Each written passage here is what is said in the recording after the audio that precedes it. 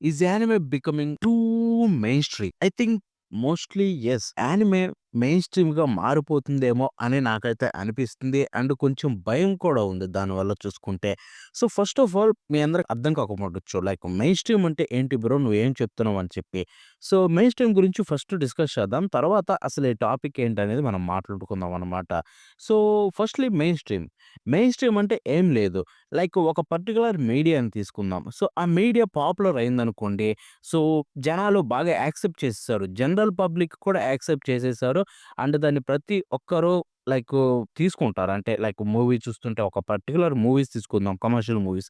I think world wide చూసుకుంటే general public ఎక్కువగా encourage చేసేది కమర్షియల్ మూవీస్‌ని. అండ్ ఆ తర్వాత ఒక బ్రాండ్స్ తీసుకుందాం. సపోజు ఏదైనా బ్రాండ్ తీసుకోండి 'పూమా' లాంటిది. సో, అందరూ వాడుతూ ఉంటారు. అండ్ అది కూడా మెయిన్ స్ట్రీమ్ అని చెప్పుకోవచ్చు. ఆర్ ఏదైనా సీరీసెస్ తీసుకోండి. సో, ఇలాగా వైడ్ రేంజ్‌లో అంటే జనరల్ ఆడియన్స్ ప్రతి ఒక్కరు దాన్ని యాక్సెప్ట్ చేసి దాని పాపులారిటీ పెరిగిందంటే దాన్ని మెయిన్ స్ట్రీమ్ అంటారు.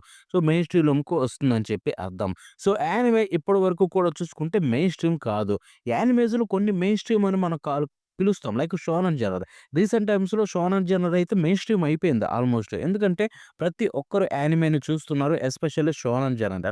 న్యూ జనరేషన్‌లో మనకి 'My Hero Academia', 'Jujutsu Kaisen', 'Attack on Titan', 'Demon Slayer' ఇలా ఏవైతే ఉన్నాయో, old generation 'Naruto', 'One Piece', 'Bleach', 'Dragon Ball' ఇలా ఏవైతే ఉన్నాయో ఇవన్నీ మెయిన్ స్ట్రీమ్ అంటారు. ఎందుకంటే వాటి పాపులారిటీ అంత ఎక్కువ. అంటే యానిమేతో కంపేర్ చేస్తే అవి అన్నిటికంటే పాపులర్ కాబట్టి.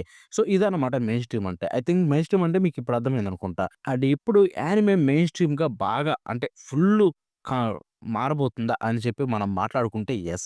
ఆ ఛాన్సెస్ చాలా హెవీగా ఉన్నాయి. ఎందుకంటే ఇప్పుడు జనరల్ ఆడియన్స్‌లో చాలామంది కూడా యానిమేని చూడడం మొదలుపెడుతున్నారు. లవ్ చేయడం మొదలుపెడుతున్నారు. అండ్ ఇది ఎక్కడి వరకు దారి తీస్తుందంటే మాత్రం ఐయామ్ అఫ్రైడ్ మనకు చాలా వరస్టే జరగవచ్చు. ఒకవేళ టూ మచ్ ఇప్పుడు ఎలా అయితే మూవీస్‌ని, సీరీసెస్‌ని వరల్డ్ వైడ్ జనాలందరూ ఎలా అయితే యాక్సెప్ట్ చేస్తున్నారో, అదే రేంజ్‌కి యానిమే కూడా వెళ్ళిందంటే డెఫినెట్‌లీ డిసడ్వాంటేజెస్ అయితే చాలా ఎక్కువుంటాయి. But at the same time advantages కూడా ఉంటాయి. అండ్ ఈ వీడియోలో మనం డిస్కస్ చేయబోయేది యానిమే మెయిన్ స్ట్రీమ్‌గా మారిపోతే కంప్లీట్‌గా అడ్వాంటేజెస్ అండ్ డిసడ్వాంటేజెస్ ఏంటి అని చెప్పి మాట్లాడుకోబోతున్నాం. ఇక ఆలస్యం చేయకుండా వీడియోలోకెళ్ళిపోదాం. So, let's start with advantages. So, అడ్వాంటేజెస్‌లో ఫస్ట్ పాయింట్ అయితే ఇంక్రీజ్డ్ యాక్సెసిబిలిటీ. అంటే మనకు తెలుసు. లైకు యాక్సెసిబిలిటీ పెరుగుతుంది. ఓటీటీలో అన్నిట్లోకొచ్చేసింది యానిమే. ఏ యానిమే అయినా కానీ ఓటీటీలోకి ఆల్‌మోస్ట్ వచ్చేసింది. మీకు దొరకదురా అనుకునేటట్టయితే ఎక్కడ మాక్సిమం ఉండదు. ప్రతి చోట ఇప్పటికే ఆల్‌మోస్ట్ అన్నీ దొరుకుతున్నాయి. బట్ స్టిల్ చాలా వరకు దొరకవు కాబట్టి అటువంటివి కూడా యాక్సెసిబిలిటీ వరల్డ్ వైడ్ అయితే మనకు దొరికేస్తుంది. అండ్ అంతే కాకుండా లాంగ్వేజెస్ గుర్తుపెట్టుకొని ఇది ఇంపార్టెంట్. సో, ఇప్పుడు మనకి తెలుగు డబ్బు కొన్ని యానిమేస్ వస్తున్నాయంటే మనం గగనంలాగా ఫీల్ అవుతున్నాం. మంచి క్వాలిటీ వస్తే చాలురా అని అనుకుంటున్నాం. సో, అలా ఉంది కదా సిట్యుయేషన్. బాగా మెయిన్ స్ట్రీమ్ అయిపోతే ఏమవుతుందంటే లిటరల్లీ హాలీవుడ్ మూవీస్ ఎలా అయితే మనం డబ్బింగ్ చూస్తున్నామో ఆ రేంజ్ డబ్బింగ్ అయితే వస్తుంది. And at the same time Hollywood movies ఎలా అయితే థియేటర్‌లో మన లాంగ్వేజ్‌లో రిలీజ్ అవుతున్నాయో అదే రేంజ్‌లో రిలీజ్ అవుతాయి కూడా. బికాజ్ ప్రీవియస్‌గా చూసుకుంటే మార్వెల్ లేపకపోయుంటే హాలీవుడ్ మూవీస్‌ని మన ఇండియాలో అంత హెవీగా తెలుగు డబ్స్ వచ్చేవి కాదు. తెలుగు, తమిళ్, హిందీ డబ్స్. అంతకుముందు కూడా ఉన్నాయి ఒప్పుకుంటా హాలీవుడ్ మూవీస్. బట్ ఎప్పుడైతే మార్వెల్ కల్చర్‌ని చేంజ్ చేసేసింది ఇండియాలో అండ్ టూ మచ్ హాలీవుడ్‌నయితే మెయిన్ స్ట్రీమ్ చేసేసింది. ఇప్పుడు ఆల్‌మోస్ట్ అన్నీ వచ్చేస్తున్నాయి తెలుగులో. సో, ఇలాగనమాట. దీని పాపులారిటీ కూడా పెరిగితే అలాగే మనకు థియేటర్స్‌లో కావచ్చు, ఎక్కడ చూసినా కానీ తెలుగులో ఈజీగా దొరికొస్తాయి. ఇన్‌ఫాక్ట్ టీవీ ఛానల్స్‌లో కూడా చూసుకుంటే. అండ్ సెకండ్ పాయింట్ చూసుకుంటే హయ్యర్ ప్రొడక్షన్ క్వాలిటీ. అంటే ప్రొడక్షన్ క్వాలిటీ ఇంక్రీజ్ అవుతుంది. ఎందుకంటే ఇప్పుడు బాగా మెయిన్ స్ట్రీమ్ అయిపోయిందనుకోండి. ఇప్పటి వరకు యానిమే తయారు చేస్తుంది జపాన్‌లోనే అండ్ జపనీస్ కంపెనీస్ మాత్రమే డబ్బులు పెట్టుకుంటున్నాయి. కొన్ని కొన్ని కంపెనీస్ బయట నుంచి ఇస్తున్నాయి లైక్ క్రంచీ రోల్, సోనీ వాళ్ళు చూసుకుంటే. బట్ ఇప్పుడు యానిమే టూ మచ్‌గా మారిపోయిందంటే మెయిన్ స్ట్రీమ్ ఏమవుతుంది? బయట నుంచి పెద్ద పెద్ద కంపెనీలయితే డబ్బులు ఇవ్వడానికి రెడీ అయిపోతాయి. ఫర్ సపోజ్ ఇప్పుడే చూసుకోండి నెట్‌ఫ్లిక్స్ ఎన్ని యానిమేస్ ప్రొడ్యూస్ చేస్తుందో మనకు తెలుసు. అది ఔట్ సైడే. యానిమేస్ ఎందుకు ప్రొడ్యూస్ చేస్తుంది? యానిమే పాపులారిటీ వల్ల. సో, అలాగా ఇంకా ఎక్కువ ఎక్కువ పెరిగిపోయి మనకి ఈజీగా మంచి మంచి బడ్జెట్ అయితే వస్తుంది. సో, ఆ బడ్జెట్ వల్ల వీళ్ళు కూడా ఎక్కువ క్వాలిటీతోటైతే చేస్తారన్నమాట యానిమేస్ చూసుకుంటే. అండ్ నంబర్ 3 చూసుకుంటే కల్చరల్ ఎక్స్‌చేంజ్. ఐ థింక్ దీన్ని నేను అడ్వాంటేజ్ కంటే కూడా అడ్వాంటేజ్ అని పిలుస్తాం. బట్ కొంతమంది దీన్ని అడ్వాంటేజ్ అనుకుంటారు. ఏంటంటే యానిమేలో బట్ ఇది కొంచెం బెటరే లెండి. కల్చరల్ ఎక్స్‌చేంజ్ అంటే నేను ఒక పాయింట్ చెప్తా. దీన్నే ఇంకొక దాంట్లో ఇంక్లూడ్ చేద్దాం డిసడ్వాంటేజ్. బట్ అడ్వాంటేజ్‌లో కల్చరల్ ఎక్స్‌చేంజ్ ఏమవుతుందంటే, సో, జపనీస్ కల్చరు మనకి తెలుస్తుంది. లైక్ ఇప్పుడు మన జపనీస్ కల్చర్‌కి బిగ్ ఫ్యాన్స్ అయిపోయాం. లిటరల్లీ నేనైతే వాళ్ళ కల్చర్‌కి పెద్ద ఫ్యాన్‌ని. ఇన్‌ఫాక్ట్ జపాన్‌కెళ్ళాలని నాకు పిచ్చి పిచ్చిగా ఉంది కోరిక. ఎందుకు ఆ యానిమేలో ఆ కల్చర్ చూసి, ఆ ట్రెడిషన్స్ చూసి నాకెంతో బాగా నచ్చింది. సో, దాన్ని చూడాలని కోరుకుంటున్నా. సో, అలాగే ఇంపాక్ట్ అయితే కలిగిస్తుందనమాట మన లైఫ్స్ మీద చూసుకుంటే. And yeah! ఐ థింక్ ఇంతే అనుకోవచ్చు. మనం అడ్వాంటేజెస్ విషయానికి వెళ్ళిపోతే అంతకంటే ఎక్కువ మాట్లాడలేము. యాహ్! ఇంకొక అడ్వాంటేజ్ కూడా ఉంది. ఫైనల్ పాయింట్ అని చెప్పుకోవచ్చు ఇది. అదే మర్చంటైజ్ అండ్ ఈవెంట్స్ ఎక్స్‌పాన్షన్. అంటే ఇవి ఎక్స్‌పాండ్ అవుతాయి బాగా. ఇప్పుడు లైక్ మనకి చూసుకుంటే ఇండియాలో రీసెంట్‌గా బాగా పెరుగుతున్నాయి. ఈవెంట్స్ పెడుతూ ఉన్నారు. కామికాన్ ఇండియా బాగా ఫ్రీక్వెంట్‌గా పెడుతుంది ఈ రీసెంట్ టైమ్స్‌లో. అంతకుముందు వాళ్ళు ఎప్పుడెప్పుడో పెట్టేవాళ్ళు. ఇప్పుడు ఫ్రీక్వెంట్‌గా పెడుతుంది. యానిమే కూడా దాంట్లో చాలా పాల్గొంది. క్రంచీ రోల్ కూడా పాల్గొంటుంది. అట్ ది సేమ్ టైమ్ వేరే ఈవెంట్స్ కూడా చిన్న చిన్నవి వేరే వాళ్ళు జరుపుతూనే ఉన్నారు. సో, ఇటువంటి ఇంకా ఎక్కువ అవుతాయి. మనకి బాగా పెరుగుతాయన్నమాట. లైక్ థీమ్ పార్క్స్ పెరగొచ్చు. సో, ఇలాగ ఉంటుందన్నమాట. అండ్ అవి అడ్వాంటేజెస్. ఇప్పుడు డిసడ్వాంటేజెస్ విషయానికెళ్ళిపోదాం. So, loss of culture. ఇందాక చెప్పాను చూడండి. కల్చరల్ ఎక్స్‌చేంజ్ అనైతే అడ్వాంటేజ్ కింద చెప్పా. ఇప్పుడు లాస్ ఆఫ్ కల్చర్ అని చెప్పుకోవచ్చు. ఏంటంటే లైక్ మనం యానిమేని ఇంత బాగా అడోర్ చేస్తున్నాం. యానిమేని ఇంత బాగా లవ్ చేస్తున్నాం అంటే మెయిన్ పాయింట్ అక్కడ జపాన్ వాళ్ళ వర్క్‌ని చూసి వాళ్ళ వర్క్ మనకు బాగా నచ్చింది యానిమేలో. లిటరల్లీ వాళ్ళ రైటింగు, వాళ్ళ యాక్షన్ సీక్వెన్సెస్ అంటే వాళ్ళు రాసే విధానం కావచ్చు, ఆ యాక్షన్ సీక్వెన్సెస్ కావచ్చు, ఆర్ ఆ స్టోరీస్ కావచ్చు, మనం లవ్ చేస్తున్నాం వాటిని లిటరల్లీ. సో, అదంతా పోతుంది. ఇప్పుడు కల్చరల్‌గా మొత్తం మారిపోయే ఛాన్స్ అనేది ఉంటుందనమాట. లైక్ లిటరల్లీ ఇప్పుడు హాలీవుడ్‌ని చూడండి. ఎంత రాడ్డుగా తయారైంది కొన్ని కొన్ని జూసుకుంటే. ఈ వోక్ సిస్టమ్ వల్ల మొత్తం సర్వనాశనం చేసేసారు. ఆ వోక్ సిస్టమ్ అనేది and some group of people idiots అనమాట వాళ్ళు. సో, అటువంటి వాళ్ళు ఏం చేస్తున్నారంటే వాళ్ళ వల్ల మొత్తం కల్చర్ మారిపోయింది. హాలీవుడ్‌లో ట్రాష్ మూవీస్ వస్తున్నాయి. వాటి నుంచి తేరుకొని నిదానంగా కొంచెం మంచి మంచి ఇప్పుడిప్పుడే వస్తున్నాయి. బట్ అది మళ్ళీ స్టార్ట్ అవుతుంది. సో, ఎప్పుడు ఏం జరుగుతుందో తెలీదు. సో, ఈ వోక్ కల్చర్ వల్ల కంప్లీట్‌లీ హాలీవుడ్ నాశనం అయిపోయే ఛాన్సెస్ కూడా ఉన్నాయి. ఇప్పటికే సగం పోయింది. మళ్ళీ తిరిగి కోలుకుంటుందనుకుంటున్నా నేనైతే. ప్రస్తుతానికి మంచి మంచివి వస్తున్నాయి సో ఫార్. సో, అటువంటి యానిమేలు కూడా యాడ్ అవుతాయన్నమాట. లైక్ ఐ మీన్ వాటి గురించి మాట్లాడితే నాకు ఏదన్నా ఇష్యూ అవుతది యూట్యూబ్‌లో.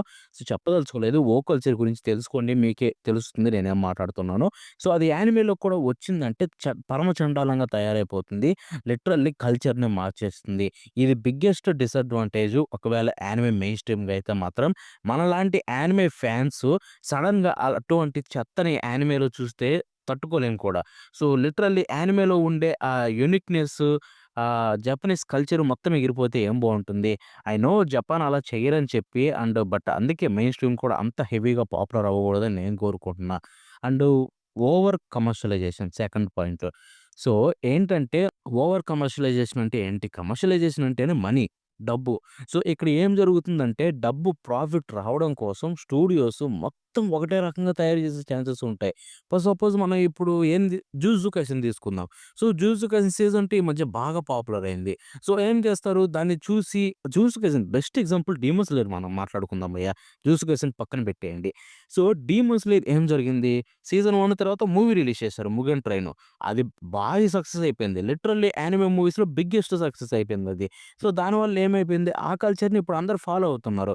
That's not bad. But that's not good to. ఎందుకంటే ఒక స్టోరీని మనం సీరీస్‌గా చూసి ఎంతో కాలంగా ఎంజాయ్ చేస్తుంటే సడెన్‌గా ఈ మూవీ ఫార్మాట్ తీసుకొచ్చి టైం బొక్క కదా మనకి. అండ్ ఆ మూవీ ఫార్మాట్‌లో ఎంతో కంటెంట్ అనేది మిస్ అయిపోతున్నాం.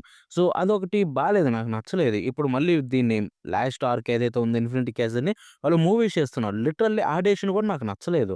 మీరేమని అనుకోండి కానీ. సో, ఇటువంటివైతే చేంజెస్ ఒస్తాయి. ఇప్పుడు వీళ్ళేం చేస్తారు కమర్షియలైజేషన్‌గా మారిపోయి స్టూడియోస్ అన్నీ ఒకటే రకమైన యానిమేట్ చేయడం, తయారు చేయడం కావచ్చు. లేపోతే టూ మచ్‌గా ఆ యానిమేలో వాటిని ఇంక్లూడ్ ప్రతి యానిమేలో ఒక టైప్ ఆఫ్ పాయింట్‌ని ఇంక్లూడ్ చేయాలని చూడడం. సో, ఇటువంటివైతే ఉంటాయన్నమాట. ఈ మధ్య కాలంలో ఇసెకాయ్ టూ మచ్ అయిపోయింది కదా! యానిమే చూసుకుంటే ఎవ్రీ సీజన్‌లో ఒక 2, 3 అయినా రిలీజ్ అవుతున్నాయి. సో, అలాగనమాట. అండ్ ఆ తర్వాత number 3 strain or production. So, ఇక్కడ చూసుకుంటే డిమాండ్ ఇంక్రీజ్ అయ్యే కొంది యానిమేటర్స్‌ని ఇంకా ఎక్కువగా వర్క్ చేస్తుంటారు. ఇప్పటికే పాపం చాలా కష్టపడుతున్నారు. సో, నెక్స్ట్ ఏమవుతుందంటే వాళ్ళకి డబ్బులియడం పక్కన పెట్టండి. టూ మచ్ వర్క్ అయితే చేపిచ్చి ఇంకా వరస్ట్‌గా అయితే తయారవుతారు. యానిమేటర్స్ చూసుకుంటే తట్టుకోలేకపోతారు కూడా. ఎందుకంటే క్వాలిటీ కోసం జపాన్ వాళ్ళు ఏమైనా చేస్తారు. లిటరల్లీ నిద్రపోకుండా చేస్తున్నారు ఇప్పుడు వాళ్ళు యానిమేస్ కొన్ని కొన్ని స్టూడియోస్‌లో. సో, ఒకవేళ మెయిన్ స్ట్రీమ్ అయిపోయి ఇంకా ఎక్కువ క్వాలిటీ అడిగితే వాళ్ళు ఇంకా లైఫ్ రిస్క్ పెట్టి మరీ పనిచేసే ఛాన్సెస్ అయితే ఉంటాయన్నమాట. అండ్ నంబర్ 4 విషయానికి వెళ్ళిపోతే ఫ్యాండమ్ గేట్ కీపింగ్. ఇది గూడా one of the main point అని చెప్పుకోవచ్చు. ఎందుకంటే కమ్యూనిటీస్‌లోనే క్లాషెస్ వచ్చేస్తాయి. ఇప్పటికే ఆల్రెడీ వస్తున్నాయి కొన్ని కొన్ని చోట్ల. రీసెంట్‌గా చెప్పాను కదా! లాస్ట్ సీజన్‌లో చూసుకుంటే ఒక బాయ్స్‌లో యానిమే రావడం వల్ల ప్రతి ఒక్కరు దాన్ని లైక్ టూ మచ్ చేసేసి కామెంట్స్‌లో లిటరల్లీ క్రంచీరోల్ కామెంట్ సెక్షన్ ఆఫ్ చేసే రేంజ్‌కైతే తీసుకెళ్ళిపోయారు. సో, అటువంటివి వస్తాయన్నమాట. సో, అది ఆ యానిమే బాయ్స్ లవ్ యానిమేస్ అలాంటివి బోలెడున్నాయి. అది పెద్ద ప్రాబ్లమే కాదు. ప్రీవియస్‌గా ఎప్పటినుంచో రన్ అవుతున్నాయి. బట్ ఇప్పుడు ఏం జరుగుతుందంటే మరీ రాడ్డుగా తయారైపోతాయి కొన్ని కొన్ని యానిమేస్. వాటిని చూస్తే పాత ఫ్యాన్స్ తట్టుకోలేరు. గొడవలు స్టార్ట్ అయిపోతాయి. యానిమేస్ చూడడం మానేస్తారు. లేకపోతే వేరే వాళ్ళతో మాట్లాడడం మానేస్తారు. సో, ఇటువంటి డివిజన్స్ అయితే చాలా ఏర్పడతాయన్నమాట యానిమే కమ్యూనిటీలోను చూసుకుంటే. అండ్ అప్పుడు ఏమవుతుందో తెలుసు గదా! చెత్తగా తయారైపోతుంది సోషల్ మీడియా అంతా కూడా. అండ్ ప్రతి ఒక్కరు కూడా యానిమేని మనుషులు హేట్ చేసే రేంజ్‌కైతే తీసుకొస్తారనమాట. ఎట్ ప్రెజెంట్ కొన్ని కొన్ని అలాగే ఉన్నాయి. కేపాప్ ఐడియల్స్‌ని కొంతమంది అవసరం లేకపోయినా హేట్ జేస్తారు. ఐడల్స్‌ని హేట్ జేస్తారు. ఎందుకు? వాళ్ళ ఫ్యాన్స్ చేసే రోత వల్ల. సో, అటువంటి సిట్యుయేషన్ కూడా వచ్చేస్తుంది యానిమే కూడా చూసుకుంటే. And yeah! That's it. ఇంగ అంతకంటే ఏం జెప్తాం చెప్పండి. ఇంకొకటి గూడా జెప్తాను. అది ఏంటంటే ఇప్పుడే చూడండి. ఇంకా మెయిన్ స్ట్రీమ్ మరి టూ మచ్‌గా ఎళ్ళిపోలేదు. బట్ ఇప్పటికే చూసుకుంటే యానిమే పాపులారిటీకి ఉన్నదాన్ని బట్టి ఇప్పుడు ఎక్కువగా ఓవర్ ఫోకస్‌గా ఏం చేస్తున్నారు? కొంతమంది లిటరల్లీ ఒకటి కవాయ్ అని చెప్పి క్యూట్. ఓకే. ఆ ఎలిమెంట్ అనేది ఒక ప్రాపర్ సెట్ ఆఫ్ క్యారెక్టర్స్‌కి మనం వాడితే బానే ఉంటుంది.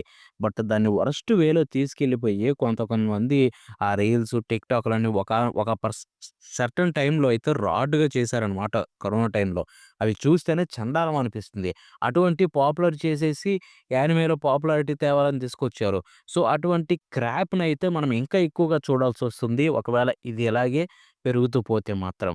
సో, ఐ హోప్ నేననుకునేదేంటంటే యానిమే పాపులారిటీ పెరిగితేనే బావుంటుంది. బట్ ఒక లిమిట్ వరకు వచ్చి ఆగిపోతే బావుంటుంది. టూ మచ్‌గా ఎళ్ళిపోకూడదు. అది ఒక ఒక ఆడియన్స్ ఉంటారు కొంతమంది. ఒక సెట్ ఆఫ్ ఆడియన్స్ వాళ్ళ మైండ్ ఎలా ఉంటుందంటే, వాళ్ళు చూసే ప్రతి దాన్ని ఏం మాట్లాడతావు నువ్వు ఏం మాట్లాడతావు నువ్వు ఎల్లవా you respect and take respect I respect చెడగొట్టాలన్న ఒక మైండ్ సెట్‌తో ఉంటారనమాట. ఓహో ఇప్పుడు అలా కూడా రాస్తున్నాను అనమాట. వాళ్ళకి నచ్చుతుంది. వాళ్ళు పొగుడుతారు. బట్ దాన్ని అంతటితోటి ఆపకుండా చాలా రాడ్‌గా అయితే తీసుకెళ్ళిపోతారు. సో, అటువంటి వాళ్ళ వరకు రీచ్ అవ్వకుండా యానిమేని హెల్తీ కమ్యూనిటీ తోటి హెల్తీగా మన యానిమేస్ చూసుకుంటే ఎంజాయ్ చేసేలాగా ఆ జపనీస్ కల్చర్‌ని ఎక్కడా పోకుండా దాన్ని ఉంచితే చాలు. అంతకంటే ఏం లేదు. అంతే. సో, చూసారు కదా గైస్ ఇది నేను చెప్పాలనుకున్నది యానిమే ఒకవేళ మెయిన్ స్ట్రీమ్ అయిపోతే ప్రాబ్లమ్స్ ఏంటి? ఒకవేళ అడ్వాంటేజెస్ ఏముంటాయి? డిసడ్వాంటేజెస్ ఏముంటాయని చెప్పాలనుకున్నది. సో, మీరందరికి వీడియో అర్థమైందనుకుంటున్నాను నేనేం చెప్తున్నానో. సో, మీరు ఒకవేళ అలా ఎవరైనా బిహేవ్ చేయాలని చూసినా చేయకుండా హ్యాపీగా యానిమేని చూడండి. ఎంజాయ్ చేయండి. ఎవరితో ఫైట్ చేయకండి. ఎందుకు ఫైటు? ప్రశాంతంగా మనం మనది చూసుకుందాం. ఎంజాయ్ చేద్దాం. లైఫ్ అంతే. అంతకంటే ఇంకేం అవసరం లేదు. So, that's it for today. ఈ వీడియో మీకు నచ్చితే లైక్, షేర్ చేయండి. అంతేకాకుండా ఎలా అనిపించిందో కామెంట్స్‌లో తెలపండి. సో, నెక్స్ట్ కూడా దాంట్లో బాయ్.